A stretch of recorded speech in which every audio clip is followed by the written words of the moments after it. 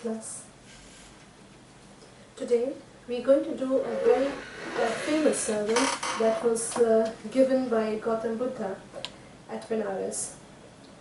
It is a story about a mother who's recently lost her child, and she goes visiting from one house to the other in the hope of getting something that will revive the child. Kisagotni goes from house to house in the hope of getting some wonder drug which would rekindle the life in her dead child. She is unable to get that medicine. It is a universal truth that once somebody dies, no medicine can bring back life in him or her. Death is the final destination of life's journey. When Kisagotmi asked for Buddha's help, he told her to go and bring a handful of mustard seeds. But there was a condition. The condition was that the mustard seed should be brought from the house where nobody has ever died. Death is as certain as birth. Nothing is immortal on this earth.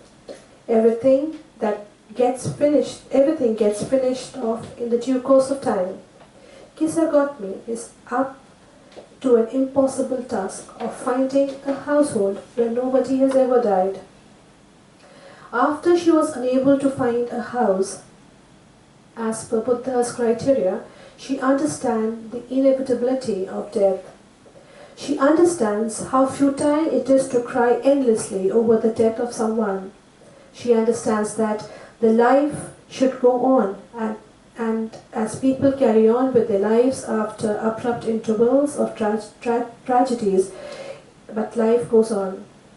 When she was seeking for a medical medicine, she was not in a position to understand the certainty of death. She was only thinking about her grief. She went in search of mustard seeds. She could understand that grief strikes everyone. She understood that she was not the only person on this planet to have had to go through this pain of separation through death.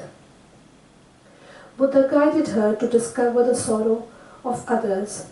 Most of us have a tendency to think about ourselves, and it is because of this reason that we feel very unhappy, and we think God has been unkind and unfair towards us. But when we look at the world around us, we find suffering all around us. That's when we realize how blessed we are. So most of us, we have a tendency of thinking about only our pain, our grief, our sorrows, and that is why we feel too sad and grieved about the situation that we are. But if we want to take a deep, wider perspective, then we can come to a position where we can face all the ups and downs of life in a better way. Separation through death is inevitable, and it is for us to understand that anything which is born on this planet will one day have to leave this planet because of death.